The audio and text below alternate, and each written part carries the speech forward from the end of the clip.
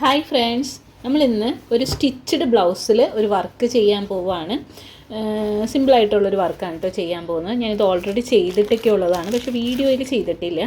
അപ്പോൾ എനിക്ക് ഈ പ്രാവശ്യം ചെയ്യുന്നത് നിങ്ങളുമായിട്ടൊന്ന് ഷെയർ ചെയ്യാമെന്ന് കരുതി. അപ്പോൾ ഇതെങ്ങനെയാണ് ചെയ്യുന്നത്, എങ്ങനെയാണ് സ്റ്റിച്ചഡ് ബ്ലൗസിൽ നമ്മൾ വരയ്ക്കുന്നത്, എല്ലാം ഡീറ്റെയിൽ ആയിട്ട് വീഡിയോയിൽ ചെന്ന് കാണാം. ഞാൻ അനീഷ. എല്ലാവർക്കും അന്തരം ക്രിയേഷൻസിലേക്ക് സ്വാഗതം.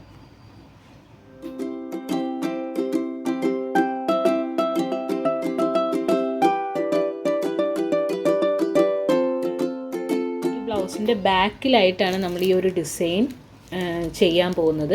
സോ ഇത് ചെയ്യുന്നതിന് വേണ്ടിയിട്ട് ഞാനിത് എന്താ പറയുക, ഇത് ട്രേസ് ചെയ്യാനായിട്ട് ഞാൻ എടുക്കുന്നത് ഈ ഒരു ട്രേസിങ് പേപ്പറാണ്. അതായത് കാർബൺ പേപ്പറിനോ എന്താ പറയുക, കോസ് 5010 ആണിത്. ഇതിൻ്റെ ഓഫ് വൈറ്റ് ഷെയ്ഡാണ് ഞാൻ എടുത്തിരിക്കുന്നത്. ഇത് യെല്ലോ കളറിലും ബ്ലാക്ക് അല്ല റെഡ്, അങ്ങനെ പല കളേഴ്സിൽ അവൈലബിൾ ആണ് കേട്ടോ. അപ്പോൾ ഞാനിതിപ്പോൾ എടുത്തിട്ടുണ്ട്.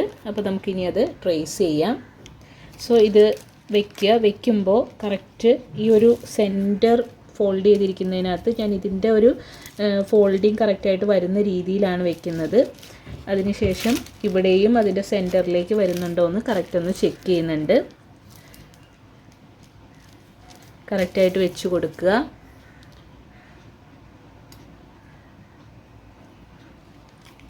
അതിനുശേഷം ഡിസൈനിൻ്റെ സെൻറ്റേഴ്സും ഈ ഒരു ഫോൾഡിങ്ങിലേക്ക് കറക്റ്റായിട്ട് നിൽക്കുന്ന രീതിയിൽ ഡിസൈനിൻ്റെ ഏകദേശം സെൻറ്ററിൽ, ബ്ലൗസിൻ്റെ സെൻറ്ററിലേക്ക് വരുന്ന രീതിയിലേക്ക് ഞാനത് വെച്ച് കൊടുക്കുകയാണ്. ഇനിയിപ്പോൾ നമുക്കൊരു പെൻസിലെടുക്കാം. പെൻസിലെടുത്തിട്ട് ജസ്റ്റ് ഇതിൻ്റെ ബോർഡർ മാത്രമാണ് കേട്ടോ ഞാൻ വരയ്ക്കുന്നത്. കാരണം ബാക്കി അതിൻ്റെ അകത്ത് വർക്ക് ചെയ്യേണ്ടത് എനിക്ക് അതിൻ്റെ ഒരു ധാരണയുണ്ട്. ചെയ്യുന്നത് എങ്ങനെയാണെന്നുള്ളത് നമുക്ക് വീഡിയോയിൽ കാണാം.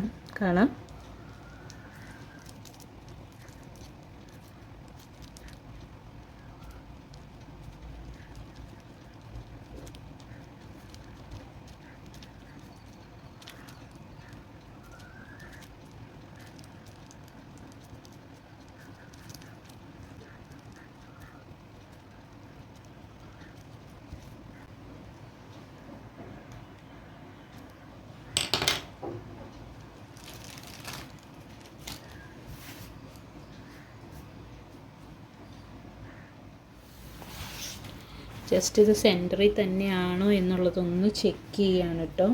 ഇതിൻ്റെ ഷോൾഡേഴ്സ് രണ്ടും കറക്റ്റായിട്ട് പിടിച്ചിട്ട് ഇതേപോലെ നെക്കൊന്ന് കറക്റ്റായിട്ട് കൊണ്ടുവന്ന് നമുക്ക് കറക്റ്റ് സെൻറ്ററിലേക്ക് തന്നെയാണ് ഇതിൻ്റെ വന്നിരിക്കുന്നത്. മടക്കിയെടുക്കുമ്പോൾ സെൻറ്ററിലേക്ക് തന്നെ വന്നിട്ടുണ്ട്. ഒന്നില്ലെങ്കിൽ ഇങ്ങനെ വെച്ചൊന്ന് ജസ്റ്റ് ഒന്ന് അയൺ ചെയ്തിട്ട് ആ സെൻറ്റർ കറക്റ്റ് ലൈനാണോ എന്ന് നോക്കിയതിന് ശേഷം ആ ഡിസൈൻ, അതല്ലാന്നുണ്ടെങ്കിൽ നിങ്ങൾക്ക് ഡൗട്ട് വരുന്നുണ്ടെങ്കിൽ ഒന്ന് അങ്ങനെ ചെയ്യാം. അപ്പോൾ നമുക്കിനി ഇതിനകത്തേക്ക് ഞാൻ എന്തൊക്കെ വെച്ചിട്ടാണ് വർക്ക് ചെയ്യുന്നതെന്ന് കാണാം. ഞാനിതിൽ യൂസ് ചെയ്യുന്നത് ഈ ഒരു സെയിം കളറ്, ഈ ഒരു ബ്ലൗസിൻ്റെ ഏകദേശം സെയിം കളറ് വരുന്ന ബീഡ്സ് തന്നെയാണ് എടുത്തിരിക്കുന്നത്. നോക്കുക, ഇതിനൊരു എന്താ പറയുക, റെയിൻബോ ഷൈനിങ് കൂടി ആ ഒരു ബീഡ്സിന് വന്നിട്ടുണ്ട്. എന്നാൽ ഓൾമോസ്റ്റ് ആ സെയിം കളറ് കണ്ടാൽ നിങ്ങൾക്ക് മനസ്സിലാവുന്നുണ്ടാവും, ആ കളറ് തന്നെയാണ് വന്നിരിക്കുന്നത്. കൂട്ടത്തിൽ ഞാൻ ഈ ഒരു കളറിന് മാച്ചിങ് ആയിട്ടുള്ള സിൽക്ക് ത്രെഡും കൂടി വർക്കിന് യൂസ് ചെയ്യുന്നുണ്ട്. കാരണം മൊത്തം ബീഡ്സ് മാത്രമല്ല, കുറച്ച് ഞാൻ ഈ ത്രെഡും ഇതിൻ്റെ ഉള്ളിലേക്ക് ആഡ് ചെയ്യുന്നുണ്ട്. ഇതിപ്പോൾ ഞാനൊരു ചെറിയൊരു ഫ്രെയിമാണ് എടുക്കുന്നത്. ആ ഫ്രെയിം എടുത്തിട്ട് അതിനകത്ത് വയ്ക്കുക. നമുക്കിത് കംപ്ലീറ്റ് ആയിട്ട് നോക്കുക. ഇതേപോലെ വയ്ക്കാൻ നോക്കുമ്പോൾ അത് ശരിയാവുന്നില്ല. അപ്പോൾ അതുകൊണ്ട് കുറച്ച് ഗ്യാപ്പ് ഇട്ട് വന്നെന്നും പറഞ്ഞ് കുഴപ്പമൊന്നുമില്ല. കാരണം ലൈനിങ് ഇട്ടിരിക്കുന്ന ബ്ലൗസാണ്, ഇത് സ്ട്രെയിറ്റ് ആയിട്ട് ഇരുന്നോളും. കട്ടിയുള്ളൊരു ബ്ലൗസിൻ്റെ മെറ്റീരിയൽ ആയതുകൊണ്ട് തന്നെ കുഴപ്പമൊന്നുമില്ല. സോ ഞാൻ ഇങ്ങനെയാണ് ഫ്രെയിം വെച്ചിരിക്കുന്നത്.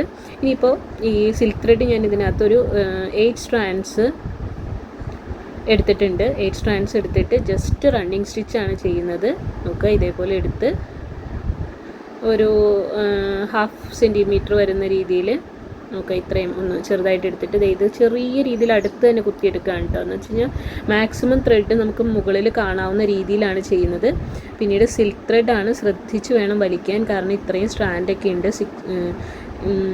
അപ്പോൾ നിങ്ങൾക്ക് സ്ട്രാൻഡ്സിൻ്റെ അളവ് കൂട്ടണമെങ്കിൽ കൂട്ടാം, കുറയ്ക്കണമെങ്കിൽ കുറയ്ക്കാം. ഇപ്പോൾ 16 സ്ട്രാൻഡ്സ് ഒക്കെ എടുക്കുന്നതൊക്കെ നല്ലത് തന്നെയായിരിക്കും. അപ്പോൾ ഇതേപോലെ കുറച്ച് എടുത്തിട്ട് ജസ്റ്റ് ലൈനായിട്ടാണ് നമ്മളിതിനകത്ത് ചെയ്യാൻ പോകുന്നത്.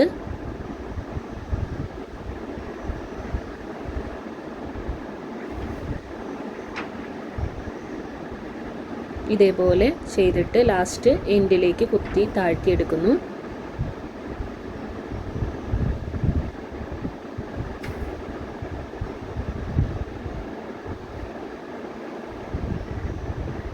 ഇതിങ്ങനെ ചെയ്തതിന് ശേഷം ഇനിയിപ്പോൾ നമുക്കെന്ന് വെച്ച് കഴിഞ്ഞാൽ ഇതൊരു സെൻറ്ററിലേക്ക് എടുക്കണമെങ്കിൽ സെൻറ്ററിലേക്ക് എടുക്കാം. ഒരു 3 ലൈനായിട്ടാണെന്നുണ്ടെങ്കിൽ 3 ലൈനായിട്ട് എടുക്കാം. പക്ഷേ ഞാൻ നോക്കിയപ്പോൾ ഇത്രയും ഗ്യാപ്പ് വേണ്ടാന്ന് തോന്നി എനിക്ക്. അതുകൊണ്ട് ഞാൻ തിരിച്ചൊന്ന് കുറച്ച് മാറ്റി കുത്തിയെടുത്തിട്ട് ഈ ഒരു രീതിയിൽ 4 ഇത് ഒരു എന്താ പറയുക, ഒരു ഷേപ്പിൻ്റെ അകത്ത് 4 ലൈനായിട്ട് ഇത് വരാവുന്ന രീതിയിലാണ് ഞാൻ ചെയ്യുന്നത്. അപ്പോൾ ഇതേപോലെ നോക്കുക, അതിൻ്റെ ഉള്ളിൽ തന്നെ ഇനി 2 എണ്ണം കൂടി ചെയ്തിട്ട് പിന്നീട് അടുത്ത സെറ്റിലേക്ക് കടക്കും. ഞാനീ പറയുന്നത് ശ്രദ്ധിക്കണമെന്നൊന്നും ഇല്ല കേട്ടോ. ഇംഗ്ലീഷ് സബ് ടൈറ്റിൽസിൻ്റെ ഒന്നും ആവശ്യമുള്ളതായിട്ട് തോന്നുന്നില്ല. വീഡിയോസ് നിങ്ങൾ കാണുകയാണെന്നുണ്ടെങ്കിൽ അത് തന്നെയായിരിക്കും യൂസ്ഫുള്ളായിട്ടുണ്ടാവുക. നമുക്ക് ഇതേപോലെ അടുത്തതിലേക്ക് നമ്മൾ ഇതേപോലെ കുത്തിയെടുക്കുകയാണ്. സെയിം കളർ ത്രെഡിന് പകരം നിങ്ങൾക്ക് വേണമെന്നുണ്ടെങ്കിൽ ഇതിൻ്റെ ഒരു കോൺട്രാസ്റ്റ് കളർ എടുക്കണമെങ്കിൽ എടുക്കാം. ഞാനിപ്പോൾ ഈ ഒരു കളർ ബ്ലൗസ് ഏതിന് നോർമലി ഏത് ഇതിനും കൂടി ചേരാവുന്ന രീതിയിൽ ഇരിക്കട്ടെ എന്ന് കരുതിയിട്ടാണ് സെയിം തന്നെ യൂസ് ചെയ്തിരിക്കുന്നത്. നോക്കുക, ഇതേപോലെ ഇനി നമുക്ക് ബാക്കിയെല്ലാം കംപ്ലീറ്റ് ചെയ്യാം. നമുക്ക് കംപ്ലീറ്റ് ചെയ്തിട്ടുള്ള ഡിസൈനാണ് നിങ്ങൾ ഈ കാണുന്നത്. ഇനിയിപ്പോൾ ഞാൻ ഇതിനകത്തേക്ക് ബീഡ്സും കൂടി ആഡ് ചെയ്യാൻ പോവാണ്. സോ ഞാൻ ബീഡ്സ് എടുത്ത് അടുത്ത് തന്നെ വെച്ചിട്ടുണ്ട്. ഇത് ചെയ്യാനായിട്ട് ഞാൻ എടുക്കുന്നത് 2 സ്ട്രാൻഡ് ഓഫ് ത്രെഡ് എടുത്തിട്ടുണ്ട്. അത് നമ്മുടെ സാധാരണ മെഷീനിൽ സ്റ്റിച്ചിങ്ങിന് യൂസ് ചെയ്യുന്ന ആ പോളിസ്റ്റർ ത്രെഡ് തന്നെയാണ് എടുത്തിരിക്കുന്നത്. ഇനി ഇതിൻ്റെ ഉള്ളിൽ ബീഡ്സ് ഫിക്സ് ചെയ്യുകയാണ്. നോക്കുക എങ്ങനെ ചെയ്യുന്നത് ശ്രദ്ധിക്കുക. ബോർഡറിൽ നിന്ന് കുത്തി പൊക്കിയെടുത്തു. ഒരു ബീഡ് വെച്ചിട്ടാണ് എടുക്കുന്നത്. ഒരു ബീഡ് കുത്തി താഴോട്ട് കൊടുത്തിട്ട് കുറച്ച് നമ്മൾ ബാക്ക് സ്റ്റിച്ച് മാതിരിയാണ് കേട്ടോ ചെയ്യുന്നത്. ബാക്ക് സ്റ്റിച്ച് നോർമലി ചെയ്യുന്ന മാതിരി കുറച്ച് മുമ്പോട്ട് കുത്തി പൊക്കി എടുക്കുകയാണ്. അടുപ്പിച്ച് തന്നെ ബീഡ് ചെയ്യുന്നുണ്ട്, ഗ്യാപ്പിട്ടല്ല ചെയ്യുന്നത്. അടുത്ത ബീഡ് എടുത്ത് ബാക്കിലോട്ട് കുത്തി താഴ്ത്തി എടുക്കുകയാണ്. നോക്കുക, അടുപ്പിച്ച് തന്നെ നമുക്കന്നേരം ബീഡ് കിട്ടും. കുറച്ച് മുകളിൽ മുമ്പോട്ട് എടുത്ത് പൊക്കിയെടുക്കുന്നു. പിന്നീട് വീണ്ടും ഒരു ബീഡ് കോർക്കുന്നു, താഴ്ത്തിയെടുക്കുന്നു. സോ ഈ ഒരു പ്രോസസ്സാണ് നമ്മൾ കണ്ടിന്യൂ ചെയ്യുന്നത്. ഇങ്ങനെ നമുക്ക് ബാക്കി എല്ലാം ഈ ഓരോ ലൈനായിട്ട് നമ്മൾ ത്രെഡ് വർക്ക് ചെയ്തിരിക്കുന്നതിൻ്റെ ഉള്ളിലായിട്ടാണ് ചെയ്യുന്നത്. അതേപോലെ ഈ സെൻറ്ററിലും ചെയ്യുന്നുണ്ട്. പിന്നീട് നോക്കുക, ചെയ്ത് കഴിഞ്ഞിട്ടുള്ളൊരു ലുക്കാണ് ഈ കാണുന്നത്. നല്ല രസമുണ്ടാവും. ഇത് വരച്ചിരിക്കുന്നതൊക്കെ അങ്ങ് മാഞ്ഞു പൊക്കോളൂ കേട്ടോ, ജസ്റ്റ് ട്രേസിങ് പേപ്പർ ആയതുകൊണ്ട് തന്നെ. ഇനി ഇതിൻ്റെ ഉള്ളിൽ നോക്കുക, ഞാനിത് ഈ ഒരു ആൻറ്റി ഗോൾഡൻ കളറിലെ കട്ട് ബീഡാണ് യൂസ് ചെയ്യുന്നത്. ഇത് കുറച്ച് അകത്തിയാണ് കേട്ടോ ചെയ്യുന്നത്.